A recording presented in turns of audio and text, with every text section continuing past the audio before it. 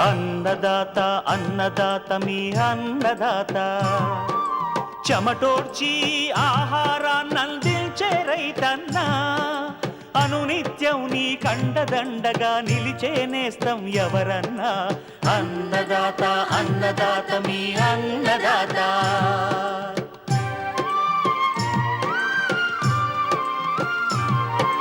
నూతన రీతుల సాగుబడికి, నూరింతలు పెరిగే దిగుబడికి సూచనలిచ్చే సస్య రక్షణకు, పశు పోషణకి శాస్త్ర విజ్ఞానం అందించి ముందుకు నడిపే తెలుగు రైతు భారతదేశానికి మకుటం అయ్యేలా తీర్చిదిద్దే ఆశయంతో మిమ్ము మేలు కొలిపేది అన్నదాత. అన్నదాత అన్నదాత మీ అన్నదాత. అన్నదాత అన్నదాత మీ అన్నదాత. అన్నదాత ప్రేక్షకులకు నమస్కారం. ఈనాటి ముఖ్యాంశాలు: పంటల్లో వ్యాధి నిరోధక శక్తిని పెంచే పొటాష్ను సరిగ్గా అందిస్తున్నామా? జీడి మామిడిని నష్టపరుస్తున్న కాండం మరియు వేరుతొలుచు పురుగు, టీదోమ సమగ్ర నివారణ పద్ధతులు. ఇంకా జై కిసాన్ వ్యవసాయ సమాచారం.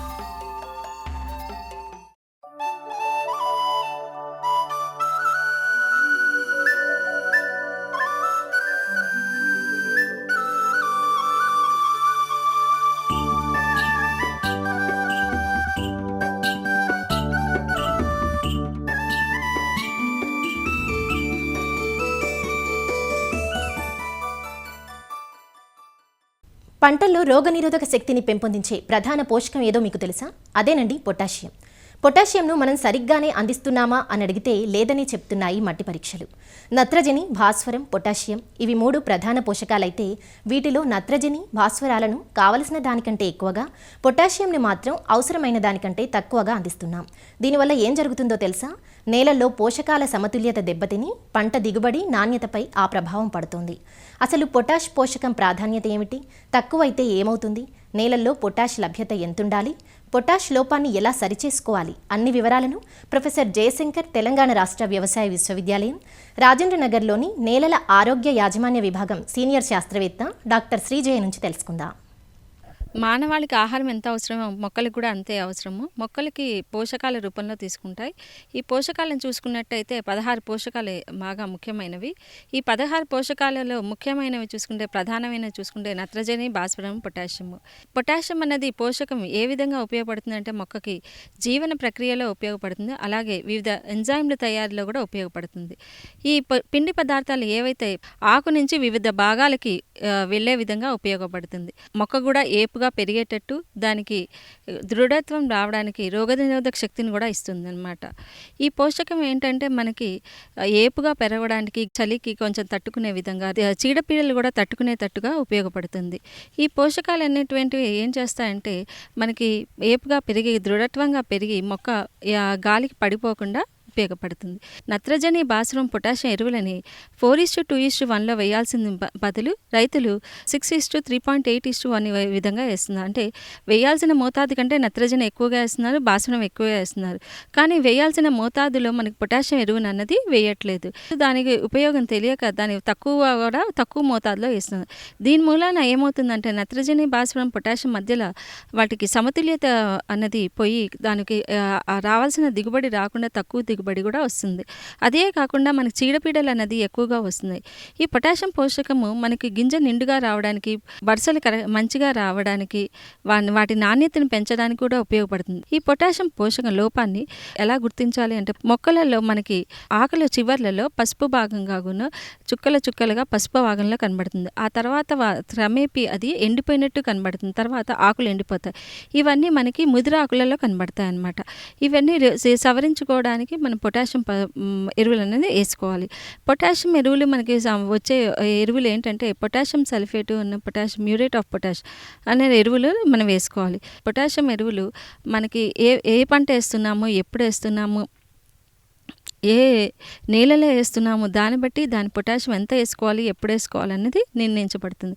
మామూలుగా మాగాణి పంటల్లో అయితే మనం పొటాషియంని అన్ని దుక్కిలో వేసుకోమని చెప్తాము. అదే కనుక ఆరుతడి పంటల్లో కానీ వేరే వాణిజ్య పంటల్లో కానీ మనం ఏం చెప్తామంటే కొంతవరకు పొటాషియంని దుక్కిలో వేసుకొని మిగతాది పైపాటుగా పూత దశలో అట్లా వేసుకోమని చెప్తాం అనమాట. పూత దశలో వేసుకున్నట్టయితే వాటికి గింజలు నిండుగా రావడమే కాకుండా మనకి మంచిగా పెరిగి మంచిగా పూలు అవన్నీ బాగా వస్తాయి. అట్లాగే మనకి ఇవన్నీ గింజలు వరుసలు అన్నీ నిండుగా వచ్చి నాణ్యత కూడా పెరిగే అవకాశం ఉంటుంది. పొటాషియం ఎప్పుడు ఏదైనా అక్కడ మన నేలల్లో చూసుకున్నట్టయితే తటస్థమైన నేలల్లో మనకి లభ్యమయ్యే విధంగా ఉంటుంది. మొక్క కూడా ఏపుగా పెరిగి మనకి అనుకున్న దిగుబడి వస్తుంది.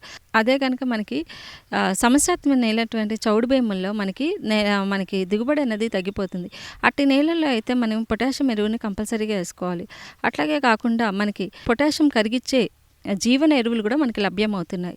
ఈ జీవన ఎరువులు ఎలా వేసుకోవాలంటే జీవన ఎరువులు 1 నుంచి 2 కిలోలు అవి ఒక 100 కిలోల సేంద్రియ ఎరువులతో కలిపి ఒక 4-5 రోజులు నీడలో ఉంచి తర్వాత మనం ప్రధాన పొలంలో వేసుకుంటే సరిపోతుంది. రసాయనిక ఎరువులకి వీటికి కూడా ఒక వారం రోజుల వ్యవధి ఉన్నట్టయితే మంచిది. ఈ సేంద్రియ వ్యవసాయం చేసినప్పుడు కూడా ఈ రసాయనిక ఎరువులు వాడకూడదు కాబట్టి ఈ పొటాషియం సాల్యుబిలైజింగ్ బ్యాక్టీరియా వేసుకుంటే మంచి బ్యాసిలస్ అనే బ్యాక్టీరియా ఉపయోగపడుతుంది పొటాషియం సాల్యుబిలైజేషన్కి.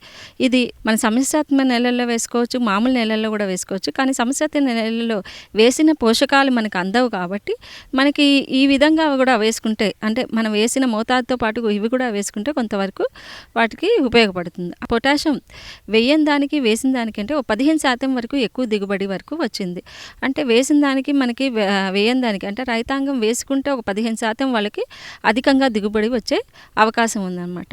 రైతాంగం ఎక్కువగా నత్రజని భాస్వరం కేంద్రీకరిస్తున్నా కానీ పొటాషియం మీద ఎక్కువగా వాళ్ళు కేంద్రీకరించే వేయాల్సిన మోతాదు వేయట్లే, లేకపోతే తక్కువ మోతాదులో వేస్తున్నారు. తక్కువ మోతాదు వేయడం మూలాన వాళ్ళకి తక్కువ దిగుబడి అన్నది వస్తుంది. రైతులు వాళ్ళు భూసార పరీక్ష చేయించుకున్నప్పుడు ఉదజని సూచిగా లవణ సూచిగా ఇస్తారు. దాన్ని బట్టి వాళ్ళ పొలంలో తటస్థంగా ఉన్నాయో వాళ్ళకి చౌడు భూములు ఉన్నాయో తెలిసిపోతుంది. దాన్ని బట్టి ఎలా వేసుకోవాలో ఎరువులు తెలిసిపోతుంది. అట్లాగే చూసుకున్నట్టయితే వాళ్ళకి లభ్య నత్రజని, లభ్య భాస్వరము, లభ్య పొటాషియం కూడా అందులో పొందిపరిచి ఉంటాయన్నమాట. లభ్య పొటాషియం చూసుకున్నట్టయితే వారికి ఒక హెక్టార్కి 140 కిలోల కంటే తక్కువ ఉంటే తక్కువ ఉన్నట్టుగా చెప్తాము. 140 నుంచి 340 వరకు మనం ఏం చెప్తామంటే కిలోలు పర్ హెక్టర్ వాటికి మధ్యస్థంగా ఉంది అని చెప్తాము. పొటాషియం మధ్యస్థంగా ఉందని చెప్తాం. అట్లాగే 340 కంటే ఎక్కువ ఉన్న వాటికి మనం ఏం చెప్తామంటే ఎక్కువగా ఉన్నది అని చెప్తాం. ఎప్పుడైతే నేలలు తటస్థంగా ఉంటాయో అప్పుడు మనకి పోషకాలన్నీ అన్నీ లభ్య రూపంలో ఉంటాయి. సిఫారసు చేసిన మోతాదు వేసుకుంటే సరిపోతుంది. ఎప్పుడైతే మనకి చౌడు భూములు ఉంటాయో అటు పరిస్థితుల్లో మనకి సిఫారసు చేసిన దానికంటే కొంచెం ఎక్కువ వేసుకుంటే మంచిది. అంటే మనం భూములని మనం సవరించుకోవాలంటే ఎప్పుడు కూడా మనం సేంద్రియ ఎరువులు అట్లాంటివి వేసుకుంటే సవరించుకోవచ్చు. పొటాషియం సాల్యుబిలైజింగ్ బ్యాక్టీరియా అవి కూడా మన సేంద్రియ ఎరువులతో కలిపి ఇలాంటి చౌడు భూముల్లో వేసుకుంటే మంచిదని చెప్పాము. ఎప్పుడైతే మనకి పొటాషియం అంటే లభ్య పోషకాలు అనేది తక్కువ ఉంటాయో మనకి పోషకాలు అనేది అప్పుడు 20% ఎక్కువ వేసుకోమని 20 నుంచి 30% ఎరువులు ఎక్కువ వేసుకోమని చెప్తాము. మ్యూరేట్ ఆఫ్ పొటాషియం చూసుకుంటే 65% ఉంటుంది. అలాగే కాంప్లెక్స్ ఎరువులు 3-19లో చూసుకుంటున్నట్టయితే 19% నైట్రోజని, 19% భాస్వరం, 19% పొటాషియం అంటే 100 కిలోల ఇంత కిలోల నత్రజని, భాస్వరం, పొటాషియం ఎరువులు ఉన్నట్టు మనకు తెలుస్తుంది. 3-19 కానీ 3-28 కానీ 3-20 కానీ అట్లా ఏ కాంప్లెక్స్ ఎరువులో చూసుకున్నా మొదటిది నత్రజని, రెండోది భాస్వరం, మూడోది పొటాషియం. కొన్ని కాంప్లెక్స్ ఎరువులో మనకి అంటే 20-20-0 ఆ తర్వాత 15 అలా ఉంటాయి. అంటే మూడోది అంటే పొటాషియం అన్నది వాళ్ళకి అందులో పోషకం ఉండదన్నమాట. అట్లాంటి ఎరువులు వేసుకున్నప్పటికీ కూడా వాళ్ళకి పొటాషియం ఎరువు అన్నది వాళ్ళకి లభ్యం కాదు. ఎరువుల సంచుల మీద ఏ పోషకం ఎంత ఉంది, ఏ నిష్పత్తిలో ఉంది, ఏ విధంగా ఉన్నది అనేది దాని మీద పొందుపరిచి ఉంటుంది. దాని మీద చూసుకొని దానికి అవసరమయ్యే విధంగా వేసుకోవాలి. మనకి వాణిజ్య పంటలు అయినటువంటి అరటి కానీ, ద్రాక్ష కానీ, లేకపోతే పొగాకు అలాంటి పంటలకి మనం ఏంటంటే ఇలాంటి పంటల్లో మనము మ్యూరేట్ ఆఫ్ పొటాష్ కాకుండా పొటాషియం సల్ఫేట్ వేసుకోమని చెప్తాము. మ్యూరేట్ ఆఫ్ పొటాష్లో క్లోరైడ్ ఉంటుంది కాబట్టి దానికి నాణ్యత తగ్గుతుంది వచ్చే దిగుబడులు. కాబట్టి మనం ఏం చెప్తామంటే వీటిలో పొటాషియం సల్ఫేట్ ఎరువులు వేసుకుంటే మంచిదని చెప్తాము. ఉద్యాన పంటల్లో కూడా పొటాషియం ప్రాముఖ్యత ఎంతో ఉంది. ఉద్యాన పంటల్లో వాటికి పింద అంటే పూత దశ నుంచి వచ్చే వరకు, పింద నుంచి మళ్ళీ పెద్దగా అయ్యే వరకు కూడా ఉపయోగపడుతుంది. ఈ గింజ మనకి మొత్తం కాయ మొత్తంగా పెద్దగా రావడానికి, దాని రుచి మంచిగా రావడానికి, మంచి దానికి రంగు రావడానికి, అట్లాగే మంచి నిలవ గుణం పెంచడానికి కూడా పొటాషియం ఎంతో ఉపయోగపడుతుంది. అట్లాగే చూసుకున్నట్టయితే రైతాంగము ఎక్కువగా సేంద్రియ ఎరువులు వేయట్లేదు. ఈ లభ్య భాస్వరము పొటాషియం ఎట్లా ఉంటుందో పొటాషియం కూడా ఉన్నప్పుడు వాళ్ళు తక్కువ ఉన్నప్పుడు పొటాషియము 30% వరకు, 20-30% వరకు ఎక్కువ ఎరువులు వేసుకోవాలి. అట్లాగే మనం వేయాల్సిన దానికంటే ఎక్కువ వేస్తే ఏమవుతుందంటే వివిధ పోషకాలు అంటే జింక్ కానీ, ఐరన్ కానీ, కాల్షియం కానీ, మెగ్నీషియం కానీ దాన్ని తీసుకునే రూపంలో కాకుండా దాన్ని తీసుకునేది తక్కువగా తీసుకోవాల్సి వస్తుంది. అంటే దీనికి దానికి తీసుకునేది ఇదవుతుందన్నమాట. ఇది ఎక్కువైతే అది తక్కువగా తీసుకుంటాయి. కాబట్టి ఎప్పుడు కూడా పొటాషియం అనేది మనం వేయాల్సిన మోతాదులో వేయాలి, తక్కువ మోతాదులో వేయకూడదు. ఏ పంటకైనా కూడా మనం సేంద్రియ ఎరువులతో పాటు ఈ ఎరువులు మన సిఫారసు చేసిన మోతాదులో వేసుకున్నట్టయితే మన సాగుకు అయ్యే ఖర్చును తగ్గించుకోవచ్చు. అట్లాగే మనకు అన్ని పోషకాలు లభ్యమయ్యి నేలలు తటస్థంగా ఉంది, చౌడున్నా కూడా కొంతవరకు తట్టుకునే విధంగా, సవరించుకునే విధంగా అవుతాయి. రైతుకి సాగుకు అయ్యే ఖర్చును తగ్గించుకోవచ్చు.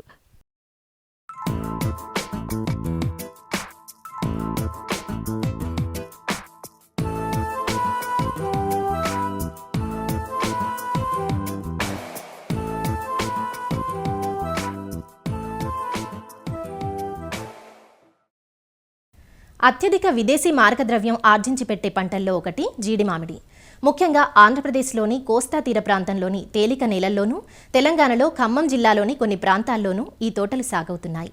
అత్యధికంగా నిర్లక్ష్యానికి గురయ్యే పంటగా జీడి మామిడిని చెప్పాలి.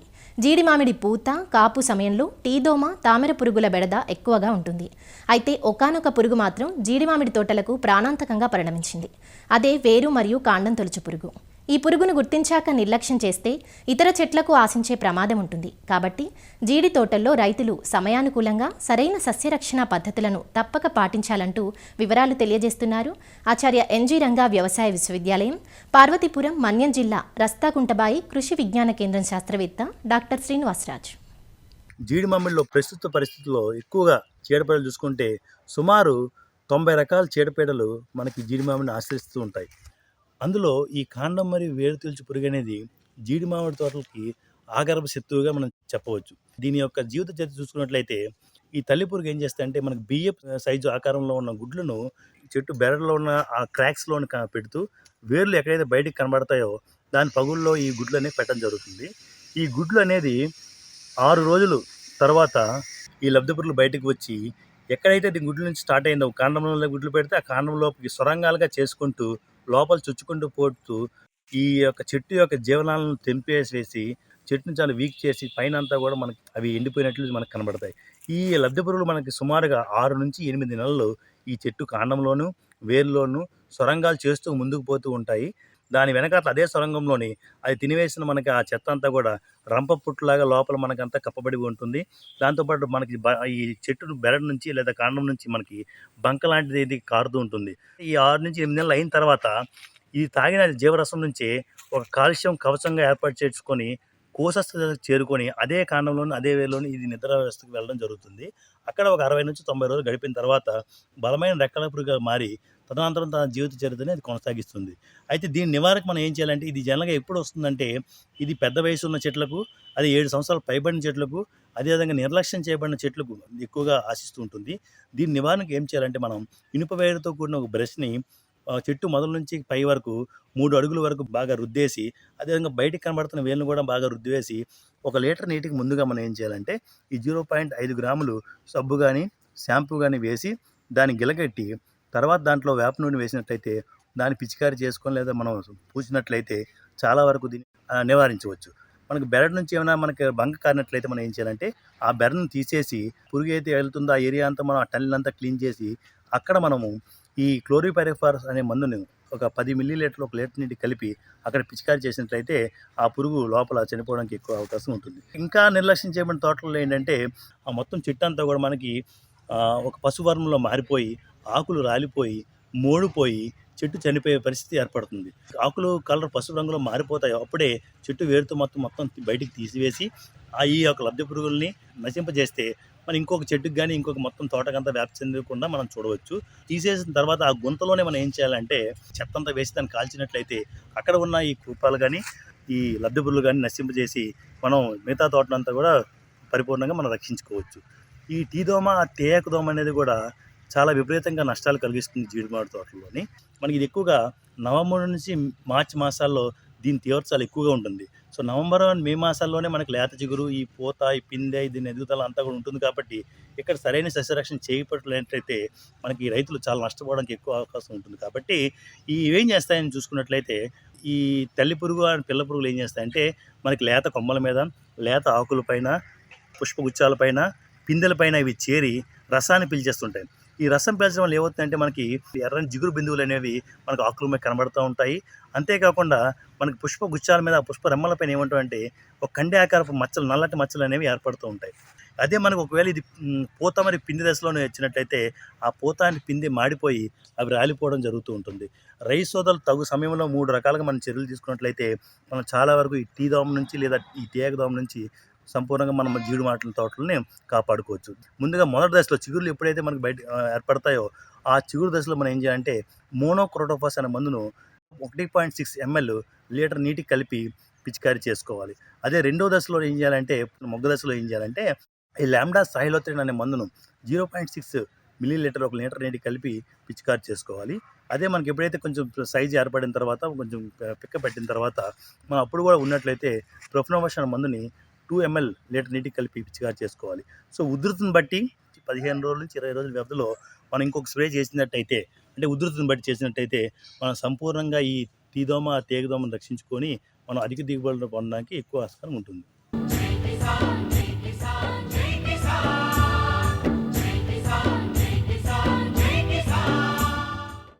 వ్యవసాయ సమాచారం ఇప్పుడు జే కిసాన్లో చూద్దాం. మేలైన విత్తనం పంట దిగుబడిని నిర్దేశిస్తుంది.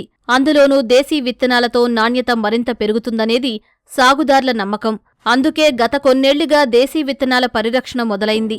సేంద్రియ సేద్యం చేసే రైతులు ప్రథమ ప్రాధాన్యతనిస్తూ ఉండగా వారి చెంతకే మిద్దె సాగుదార్లు చేరి తమ వంతు కృషి చేస్తున్నారు.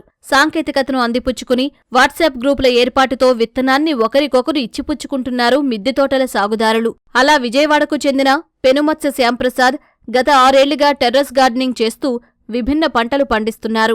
వన్ ఎర్త్ వన్ లైఫ్ అనే టెర్రస్ గార్డెన్ గ్రూప్ ఏర్పాటుతో మిద్దె తోటల సాగుదారులకు ఒక వేదిక కల్పించారు. మన దేశవాళీ విత్తనాన్ని అంతరించిపోకుండా కాపాడాలనేదే నా నినాదం అండి. దేశవాళీ విత్తనాలు ఎవరి దగ్గర ఉంటే కనుక నాకు ఇస్తే కనుక నేను పెంచి మీకు తిరిగి దేశవాళీ విత్తనాలు ఇవ్వగలను. స్టార్టింగ్లో అయితే నేను కొన్ని హైబ్రిడ్ విత్తనాలు అయితే పెంచాను. కానీ హైబ్రిడ్ విత్తనాల్లో రుచి ఎక్కువగా లేకపోవడం వల్ల మనం టెర్రస్ గార్డెన్లో ఎందుకు దేశవాళీ విత్తనాలు పెంచకూడదు అనే ఆలోచనతో నేను రైతుల దగ్గర నుండి దేశవాళీ విత్తనాలు కలెక్ట్ చేసి టెర్రస్ గార్డెన్లో పెంచుతున్నాను. మొదట్లో అయితే నాకు కొన్ని సమస్యలు అయితే వచ్చినాయి. ఎందుకంటే సీజనల్గా మనం జూన్ జూలై టైంలో విత్తనాలు నాటుకుంటాం కదా, ఆ టైంలో నాటేవాడిని. నాటడం వల్ల ఏమయ్యేది, వాటికి వాతావరణం అనుకూలించి కాసే టైంకి కుండీల్లో విత్తనాలు పెట్టడం వల్ల ఆ టైంకి మొక్క అంత గ్రోత్ సరిగా ఉండేది కాదు. ఇక తర్వాత ఎలాగైనా సరే పట్టుదలతోటి దేశవాళీ విత్తనాలు నా గార్డెన్లో పెంచాలని అక్టోబర్ ఎండింగు నవంబర్ ఫస్ట్ వీక్లో విత్తనాలు నాటుకునేవాడిని. ఆ టైంలో ఏమవుతుంది, మనకి చలి ముదిరే కొంది చెట్టు కూడా ఎదుగుతుంది. చలి ముదిరిందంటే ఆటోమేటిక్గా మనకి చెట్టుకి వెంటనే పూత పిందె వచ్చేస్తుంది. ఆ టైం అనుకూలంగా ఉండి ఆ టైంలో మనకి కాయలు అయితే రావడం జరుగుతుంది. ఇప్పుడు మన గార్డెన్లో చూస్తే కనుక దేశవాళీలో సొరలు దగ్గర దగ్గర 5-6 రకాలు ఉన్నాయి. చిక్కుళ్ళు అయితే మొత్తం 15 రకాలు పెట్టానండి. సొర పెంచే టైంలో నాకు పసుపు నల్లి అంటే ఎల్లో మైట్స్ అంటారు కదా, అట్లాంటివన్నీ ఆకులు అడుగు భాగంలో కనిపించడం జరిగింది.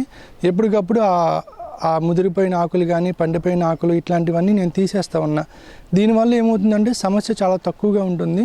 ఇంకోటి ఏంటంటే మన గార్డెన్లో గమనిస్తే కనుక పందిర్లన్నీ కూడా చాలా వరకు అడ్డ పందిర్లు ఉన్నాయి, కొన్ని అయితే నిలువు పందిర్లు ఉన్నాయి. సో ఆకులు అడుగు భాగాన్ని వచ్చేటటువంటి పెస్ట్కి సంబంధించిన మొక్కలన్నీ కూడా నేను అడ్డపందుల మీద పాకించుకున్నా. నేను ఉదయం పూట గార్డెన్లో తిరిగే సమయంలో ఒకసారి ఆకులు అడుగు భాగంలో చూసుకున్నాను అనుకోండి, ఈ నల్లి అట్లాంటివి కూడా నాకు కనపడుతుంది. అవి తీసేయడం, వెంటనే నీమాయిలు ఉంటే కనుక స్ప్రే చేయడం ఇలా చేస్తున్నా. నేను ఫస్ట్లో హైబ్రిడ్ పొద చిక్కుడు కానీ అట్లాంటివి తెచ్చి పెట్టేవాడిని. దానివల్ల ఏంటంటే పేనుబంక చాలా ఎక్కువ వచ్చేది. ఎన్నిసార్లు మందులు స్ప్రే చేసినా మళ్ళీ మళ్ళీ రిపీట్ అవుతూ ఉండేది. కానీ ఇక్కడ మనకి 15 రకాల దేశవాళీ చిక్కుళ్ళు ఉన్న పేనుబంక సమస్య చాలా చాలా తక్కువ ఉంటుందండి. అలాగే బీర వచ్చేసరికి నేను స్టార్టింగ్లో 5 సంవత్సరాల క్రితం ఒక రైతు దగ్గర నుండి నేను విత్తనాలు తీసుకున్నా.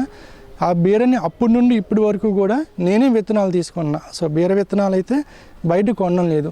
దీనివల్ల ఏమవుతుందంటే ఆ బీర ఇక్కడ వాతావరణానికి అలవాటు పడిన విత్తనాలు కాబట్టి చీడపీడల సమస్య తక్కువగా ఉంటుంది, దిగుబడి కూడా ఆశించినంతగా ఎక్కువ వస్తుంది. నేను గమనించింది ఏంటంటే హైబ్రిడ్ విత్తనాల కన్నా కూడా దేశవాళీ విత్తనాలు తెగులు తక్కువగా ఉంది.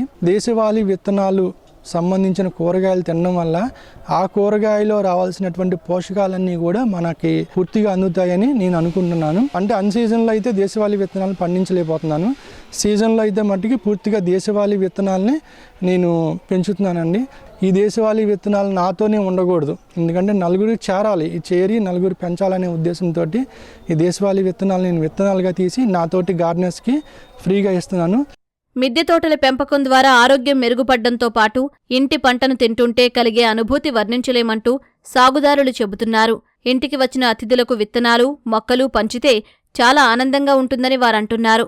తమ వద్ద లేని విత్తనాలు, మొక్కలు సైతం మిగతా సభ్యుల నుంచి సేకరిస్తున్నామంటున్నారు. అలా హైదరాబాద్ వనస్థలిపురం నుంచి విజయవాడలోని శ్యాంప్రసాద్ మిద్దె తోటను సందర్శించి దేశీ విత్తనాలను తీసుకెళ్లేందుకు వచ్చామంటున్నారు మిద్దె తోటల పెంపకందారు శివపార్వతి. నాకు నాటు విత్తనాలన్నా చాలా ఇష్టం అండి. మనం ఇప్పుడు టెర్రస్ గార్డెన్ చేస్తున్నాం కదా, వీటిలలో హైబ్రిడ్ కంటే నాటు విత్తనాలు పెంచడం ద్వారా మనం చాలా మంచి జరుగుతుందని నా ఉద్దేశం. శ్యాంప్రసాద్ గారు నాటు విత్తనాలతోనే చేస్తున్నారండి. అసలు ఎలా చేస్తున్నారు ఏంది, ఆయన దగ్గర ఏమి మనం సేకరించవచ్చు, ఆయన దగ్గర నాలెడ్జ్ సేకరించడానికని నేను హైదరాబాద్ నుంచి ఈరోజు శ్యాంప్రసాద్ గారి ఇంటికి రావడం జరిగింది. నేను కూడా టెర్రస్ గార్డెన్ చేస్తాను వనస్థలిపురంలో. ఈయన తోటలో అసలు చీడపీడలు లేవండి. నాటు విత్తనాల ద్వారా చీడపీడలు రావు. కానీ సిటీలో ఏమవుతుందంటే నాటు విత్తనాలని హైబ్రిడ్ ఇస్తున్నారు మాకు. అయితే ఇప్పుడు ఈ మధ్య అవేర్నెస్ పెరిగి గ్రూపుల ద్వారా మేము నాటు విత్తనాలని తీసుకోవడం జరుగుతుంది, ఒకరికొకరు హెల్ప్ చేసుకోవడం jరుగుతుంది. ప్రతి ఒక్క మిద్దె తోటదారుడు నాటు విత్తనాలు పెంచాలని నా కోరిక. నేను ఎక్కువ జీరో బడ్జెట్తో చేయాలని చూస్తానండి. సామాన్య ప్రజలు కూడా టెర్రస్ గార్డెన్ పెంచుకోవాలని నా ఉద్దేశం. మట్టి కూడా అండి, మన ఇంటి కిచెన్ వేస్ట్తోని మట్టి కలిపే నేను ఎరువు తయారు చేస్తాను. నాకు దేశీ విత్తనాలతో టెర్రస్ గార్డెన్ అంతా నింపాలని నా కోరిక. ఇప్పుడు నేను ఒకటి చేస్తున్నానండి ఎక్స్పెరిమెంట్, బకెట్ ఇన్ బకెట్. దాని ద్వారా సమ్మర్లో నీళ్ళు తక్కువ పడతాయి అన్నమాట. ఆ బకెట్లో మనం ఒక దీపం ఒత్తిలాగా పెట్టేసి బకెట్ చేస్తున్నాను. అట్లాంటి చిన్న చిన్న ఎక్స్పెరిమెంట్లు చేస్తూ ఉంటానండి. అంటే జనాలకి అబ్బా ఇంకా మిద్దె తోట పెంచుకుంటే అలసిపోతున్నాము అనేది రాకుండా మనం చిన్న చిన్న ఇలా ఎక్స్పెరిమెంట్లు చేస్తూ పోతే మనం ఎవరైనా 80 years వరకు కూడా మిద్దె తోటలు పెంచుకోవచ్చు నా ఉద్దేశం. దీంట్లో చాలా హ్యాపీనెస్ ఉందండి. మా ఇంటికి అప్పుడప్పుడు ఇట్లా గెట్ టుగెదర్ లాగా గార్డెన్స్ వస్తారు, గార్డెన్ చూస్తారు. వాళ్ళ హ్యాపీనెస్, వాళ్ళకి చీరసారలు అవసరం లేదండి, 4 మొక్కలు ఇస్తే చాలు. ఎంత హ్యాపీగా ఫీల్ అవుతారంటే కవర్లు నింపుకొని వెళ్ళేటప్పుడు వాళ్ళ ఆనందంలో అది చూసి అనిపిస్తుంది టెర్రస్ గార్డెన్ పెంచాలి, ప్రతి ఒక్కరూ టెర్రస్ గార్డెనరీ ఉండాలి, దానివల్ల మనకి చాలా ఉపయోగాలు ఉన్నాయి. అది నేను చెప్పదలుచుకుంది. మందులతోటి వాడిన కూరగాయలు ఇవన్నీ తినటం ఇష్టం లేక అపార్ట్మెంట్లో మిగిలిన వాళ్ళని అడిగి మేము పైన మొక్కలు పెంచుకుంటాము అంటే మీ ఇష్టం పెంచుకోండి అని చెప్పారు. అప్పటి నుంచి దాదాపు 17th, మేము అపార్ట్మెంట్ కట్టుకుంది 16th. 17th నుంచి మొక్కలు చిన్నగా మెంతికూర ఆకుకూరలతో స్టార్ట్ చేసాము. అట్లట్లా కొంచెం కొంచెం పెంచుకుంటూ కరోనా వచ్చేటప్పటికి ఇంకా బాగా ఎక్కువ పెట్టి ఆ టైంలో తీగ జాతి కూడా మొదలుపెట్టి పూలు పండ్లు అవన్నీ కూడా పెంచాము. మిద్దె తోటను 4 అంతస్తుల్లో పెంచుతున్నాము. Ground floor, first floor, second floor and third floor. వారానికి సరిపడా కూరగాయలు మొత్తం ఇంట్లోనే పండించుకుంటున్నాము. ఏ కూరగాయలు బయట నుంచి కొనటం లేదు. ఎక్కువ పూల మొక్కలు, ఎక్కువ పళ్ళ మొక్కలు మనకు అవసరం లేదు. మన ప్రతిరోజు తినే ఆకుకూరలు, కూరగాయలు మనకి చాలా ముఖ్యం. కాబట్టి ఆకుకూరలకు, కూరగాయలకు మనము ఎక్కువ ఇంపార్టెన్స్ ఇస్తూ ఎక్కువ స్థలాన్ని కూడా వాటికే కేటాయించాలని నేను కోరుకుంటున్నాను. 2014 నుంచి నేను మిద్దె తోట సాగు చేస్తున్నాను. కూరగాయలు, ఫ్రూట్స్ అన్నీ ఉంటాయండి. నేను ఏం కూరగాయలు కొనను. మా మిద్దె తోటలో పండించినవే మేము తింటాము. మా ఫ్రెండ్స్కి కూడా పంపిస్తామండి. పెరుగుతున్న ఆరోగ్య సమస్యలు, విషతుల్యమవుతున్న ఆహారాలతో సొంతింటి పంట రుచులు ప్రతి ఒక్కరూ ఆస్వాదించాలనే ఉద్దేశంతో మిద్దె సాగుదారులంతా ఏకమై ముందుకు సాగుతున్నారు. అయితే ప్రభుత్వాల సహకారంతో మరింత మంది ముందుకు వస్తారనే అభిప్రాయం సాగుదార్ల నుంచి వినబడుతోంది. మరిన్ని విభిన్న అంశాలతో రేపటి అన్నదాతలో మళ్ళీ కలుసుకుందాం. అంతవరకు సెలవు. నమస్కారం. అన్నదాతలు తమ సందేహాలు, సమస్యలను 1800-425-4085 టోల్ ఫ్రీ నెంబర్లో ఉదయం 10 నుంచి 11 గంటల మధ్య పని దినాలలో సంప్రదించగలరు. ఈ కార్యక్రమాన్ని యూట్యూబ్లో www.youtube.com/అన్నదాత ఈటీవీ లింక్ ద్వారా వీక్షించవచ్చు. అన్నదాత కథనాలు ఈటీవీ విన్ మొబైల్ యాప్లో వీక్షించండి.